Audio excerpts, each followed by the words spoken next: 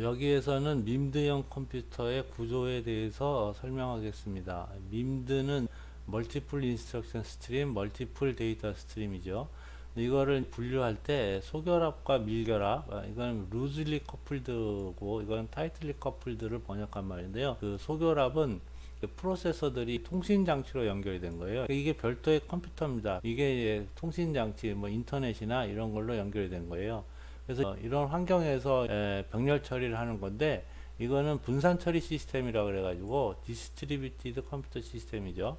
어떤 작업을 컴퓨터들한테 나눠서 처리하는, 그래서 이 부분은 이제 따로 연구 분야가 있습니다. 이 부분은 컴퓨터 구조라기보다는 따로 이 분산 처리하는 부분이 있고, 요즘은 이게 발전하면 클라우드 컴퓨팅 이런 데까지도 나가는 것 같아요.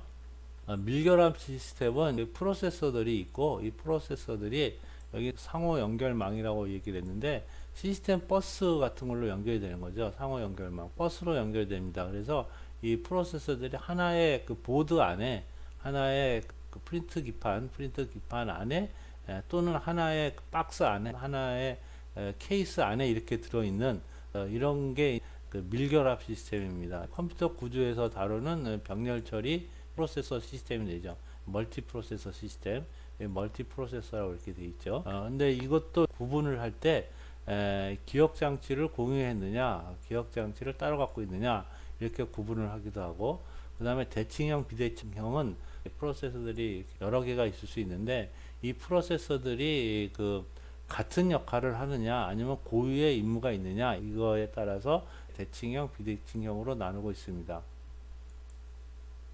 이 그림은 밀결합 타이틀리 커플드 멀티 프로세서에서 기억 장치를 공유하는 구조하고 분산 있는 그림을 보여주고 있습니다. 이거는 이 메모리 모듈 자체를 하나만 갖고 있는 거죠. 멀티 프로세서가 있고 이 메모리 모듈을 공유를 해서 이 각각이 따로 캐시는 갖고 있을 수 있습니다. 여기서 데이터들을 갖다가 처리하는 이런 구조고요. 이거는 이 처리 장치들이 이렇게 메모리를 다 따로 갖고 있어요. 프로세서들이 이렇게 따로 갖고 있고, 얘네들이 시스템 버스, 별도의 상호 연결망이라는 걸 가지고 이렇게 주고받는 이런 구조를 이제 기억 장치 분산이라고 합니다. 요즘 멀티코어 프로세서 같은 경우에는 이런 케이스라고 볼 수가 있겠죠. 그 다음에는 이 대칭형 멀티 프로세서란 말이 있는데, 영어로는 이제 시메트릭 멀티 프로세서입니다. 그래서 SMP라고 얘기하는데요. 그러면 대칭형이 있으니까 이거와 상대적으로 또 비대칭형이 있겠죠. 이게 어시메트릭입니다. 이 두 가지는 이제 상대적인 건데, 이 대칭형 프로세서는 컴퓨터 안에 프로세서가 여러 개가 있습니다. 프로세서가 여러 개가 있는데 이것들이 다 똑같은 겁니다. 똑같은 거. 같은 종류의 프로세서입니다. 같은 종류의 프로세서들이 있고 임무가 고정되어 있지 않습니다. 여기 그럼 누가 작업을 할당해 주죠? OS가 할당해 주죠. OS가 멀티 프로세서용 OS. 요즘 그 리눅스나 윈도우나 이런 것들은 다 멀티 프로세서를 지원하죠. 그래서 이 OS 하나가 작업을 각 프로세서에게 따로따로 할당을 해줍니다. 그래서 하나의 운영 체제 하에서 OS가 작업을 할당해주면 각 프로세서가 별도의 프로그램을 실행하는 프로그램 또는 스레드를 실행하는 이런 구조를 대칭형 멀티 프로세서라고 합니다. 비대칭형 프로세서는 컴퓨터 안에 이제 프로세서들이 이렇게 있는데, 얘네들이 각자 고유의 임무를 하는 거죠. 그러니까 얘는 뭐 데이터 처리만 담당을 하고, 이거는 입출력만 담당을 하고, 뭐 이런 식으로 이렇게 고유의 임무를 부여를 해서 각자 자기가 맡으지를 하도록 만드는 것을 비대칭형이라고 합니다. 프로세서 종류가 다른 경우가 많고요. 같은 종류가 있더라도 임무가 고정적으로 할당되어 있으면 비대칭형으로 분류를 하고 있습니다.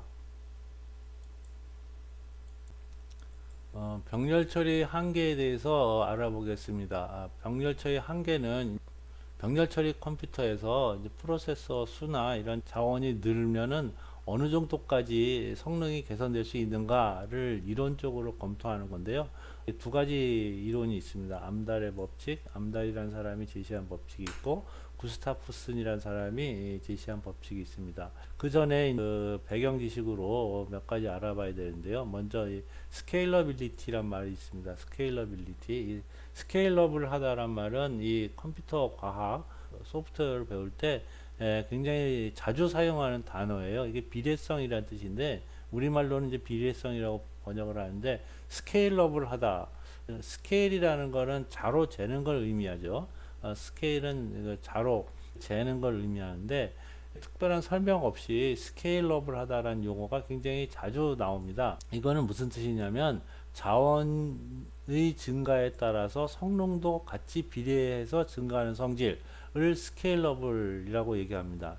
예를 들어서 자원이 뭐가 됐던 간에 프로세서가 됐든 메모리가 됐던 간에 어쨌든 자원이 하나 있을 때 작업을 1만큼 했다 그러면 자원이 2개가 있게 되면 효율도 2만큼 되는 거죠. 자원이 3개가 있으면 효율도 3만큼 늘어나는 거. 이렇게 이 자원이 증가하면 효율도 같이 늘어나는 이런 성질을 스케일러블 하다 이렇게 얘기하는 거예요.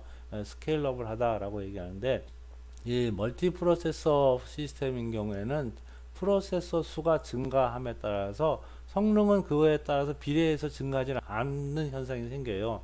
프로세서 수를 1, 2, 3, 4 이렇게 늘리면은 성능도 같이 1, 2, 3, 4 이렇게 늘어나야 되는데 그렇지 못하다는 거죠. 그 이유는 뭐냐면 동기화 문제 때문에 그래요. 동기화 문제. 그래서 어떤 작업이 있다라고 보면 이 작업의 양이 이만큼이라고 보면은 이 작업 중에는 이 부분은 병렬 처리가 가능한 부분인데 나머지 부분은 병렬 처리가 안 되는 부분이에요. 이 부분은 직렬로 시리얼로 처리할 수밖에 없는 부분이 있어요. 이 부분은 이제 병렬로 처리할 수 있지만은 이 부분은 직렬로 처리할 수밖에 없어요. 그게 뭐냐면 프로세서 간 통신하는 거죠. 예를 들어서 100명의 학생의 성적을 컴퓨터 두 군데서 나눠서 처리한다고 해보면은 작업을 50명씩 이렇게 나눠서 주면 되잖아요. 50명씩 컴퓨터 두 개에 나눠서 처리하라고 하면 되는데 처리된 결과를 모아가지고 한 번에 평균을 낸다거나 그럴 필요가 있죠. 그러니까 작업 자체가 병렬로 할 수 있는 부분은 나눠서 하면 되지만은 이 직렬로 하는 부분은 통신으로 모아서 해야 돼요. 그래서 이 동기화 문제, 이게 이제 프로세서 간 통신이 필요한 문제고, 그래서 이 작업 중에 병렬로 할 수 있는 부분이 있고 직렬로 할 수밖에 없는 부분이 있다. 이렇게 나눠 놓고 보니까 지금 이제 스케일업을 하지 않게 되는 문제가 생기는 거죠. 그래서 이런 상황에서 어느 정도까지 프로세서 수가 늘어나면 어느 정도까지 성능 개선이 일어나는지 그걸 이론적으로 밝힌 게 두 사람이 있는 거예요. 이 암달이라는 사람은 프로세서 수를 늘리더라도 속도 개선은 한계가 있다 이렇게 주장을 했고, 그 다음에 구스타프슨이라는 사람은 프로세서 수에 비례해서 처리 속도가 개선될 여지가 있다 이렇게 서로 약간은 상반되는 주장을 했습니다. 이 암달의 법칙은 어떻게 생각을 했냐면요. 프로그램 전체 크기를 1이라고 보겠습니다. 이 프로그램의 전체 작업의 양이 이게 1입니다. 이 중에서 병렬 처리로 할 수 있는 부분이 P예요. 그래서 이 부분을 이제 병렬 처리를 할 수 있는 거예요. 이 부분을. 그러면 여기가 1-P가 되겠죠. 1-P. 이 1-P는 직렬로 해야 되죠. 이 부분은 직렬로 처리할 수밖에 없습니다. 그래서 병렬 처리할 수 있는 부분이 P고 순차 처리할 수 있는 부분 이 나머지가 이제 1-P가 됩니다. 프로세서 수를 S개라고 본다 그러면은 이 부분은 이제 나눠서 할 수가 있죠. S개로 나눠서 할 수 있습니다. 그래서 이 부분을 처리하는 시간은 P 나누기 S가 될 거고 이 부분은 직렬로 처리해야 되니까 프로세서 수랑 상관없이 이거는 그냥 1-P만큼 시간이 걸릴 겁니다. 그래서 프로세서 S개로 처리를 한다 그러면은 이 부분이 직렬 처리하는 부분이고 이 부분이 병렬 처리하는 부분이죠. 그래서 병렬 처리 속도는 1-P에다가 P 나누기 S 한 것만큼 시간이 걸릴 겁니다. 전체적으로 혼자 하게 되면 이게 1이라 그랬죠. 1. 그러면은 속도 개선은 1은 직렬로 처리하는 부분이고 이게 병렬로 처리하는 속도니까 이런 공식이 만들어지죠. 이런 공식이 만들어집니다. 이거를 그래프로 그린 게 이 그림이에요. 이 그림. 그래서 이 중에 하나, 이거 보라색을 예를 들어 보면 보라색은 90%죠. 90%.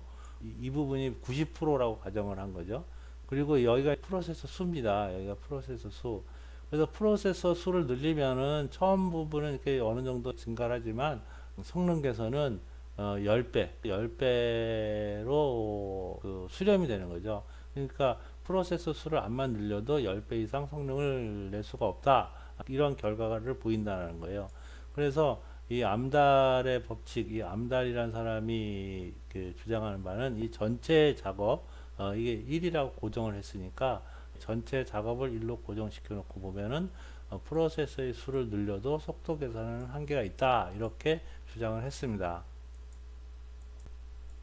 구스타프슨이라는 사람은 이 보는 시각을 좀 바꿨는데요. 일단 보겠습니다. 이 프로세서 수를 P개라고 했습니다. 그래서 작업이 이만큼 있다고 보면은 이제 프로세서 수가 P개예요. P개로 처리했을 때 순차 처리한 시간이 A입니다. 이 부분이 A죠. 이 부분이 A고 그 다음에 병렬 처리한 시간이 B입니다. B.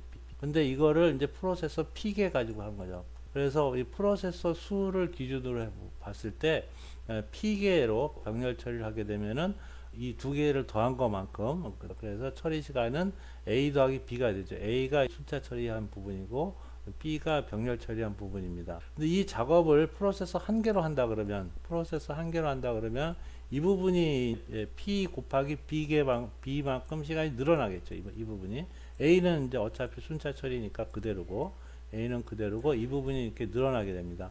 그래서 프로세서 한 개를 기준으로 해서 보면은 A 더하기 B 곱하기 P가 되겠죠. B 곱하기 P 이렇게 됩니다. 그러면 속도 개선은 이게 직렬 처리니까 직렬 처리는 요 분모로 가고 그 다음에 병렬 처리는 이제 분모로 가겠죠. 그래서 속도 개선 프로세서 P개를 가지고 처리한 속도 개선 이렇게 되는데 이 식을 정리를 하면서 알파라는 값을 A 더하기 B분의 A로 정했어요. A 더하기 B는 이 전체고 A는 여기니까 전체 병렬 처리했을 때 직렬 처리가 어느 정도 되느냐라는 의미를 나타내죠.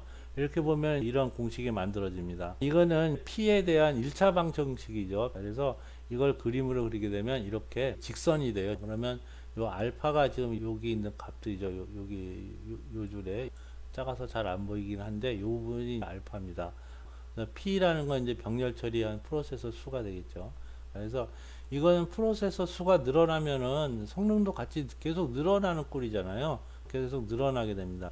이거는 프로세서 P개로 작업한 처리 시간을 기준으로 본 거죠. 그래서 병렬 처리 시간을 기준으로 보게 되면 프로세서 수에 비례해서 속도가 개선될 수 있다라는 겁니다. 이 구스타프슨의 법칙은 그 1의 양을 1로 고정해 놓고 봤고 여기는 프로세서 처리 시간을 고정해 놓고 봤죠. 그래서 프로세서가 많아지게 되면 그만큼 성능도 개선될 수 있다. 이런 관점에서 본 겁니다. 병렬 처리 컴퓨터에서 공부한 내용을 요약해 보겠습니다. 플린이라는 사람이 컴퓨터를 분류를 했는데 인스트럭션 스트림과 데이터 스트림을 갖고 분류를 했죠. 인스트럭션 스트림은 스레드 숫자에 해당되고 데이터 스트림은 한 번에 처리하는 데이터 프로세싱 유닛 처리 장치의 수랑 관련이 있습니다. SISD는 단일 처리 컴퓨터고요. SIMD는 하나의 명령어로 여러 개의 데이터를 처리하는 컴퓨터고 MISD는 구현할 수 없는 형태의 컴퓨터라고 그랬죠. 그 다음에 MIMD는 멀티 프로세서 시스템에 해당이 됩니다. SIMD형 컴퓨터는 이 배열 프로세서랑 벡터 프로세서가 있고요. 이 배열 프로세서는 그래픽 프로세서하고 멀티미디어 명령어 형태로 발전이 되고 있다고 얘기했습니다. 이 벡터 프로세서는 신호 처리 프로세서에 아직도 사용이 되고 있습니다. 특수한 형태의 프로세서죠. 범용 프로세서는 아니고 범용 컴퓨터를 만드는 건 아니고 전용 기계 안에 들어가는 신호 처리 프로세서에 이런 벡터 프로세서가 쓰이고 있습니다. 밈드형 컴퓨터는 이게 병렬 처리 컴퓨터인데 기억 장치 공유하는 게 병렬 처리 컴퓨터에 해당이 되고요.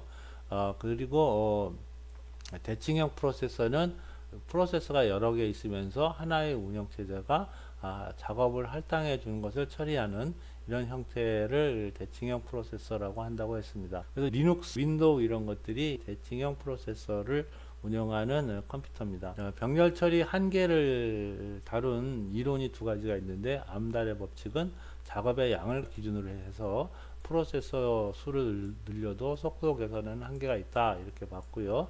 구스타포슨이라는 사람은 병렬 처리 작업 시간을 기준으로 보면 프로세서 수 증가에 따라서 속도가 개선된다, 이렇게 봤습니다. 이것으로서 13장 고성능 컴퓨터에 대한 강의를 마치도록 하겠습니다. 수고하셨습니다.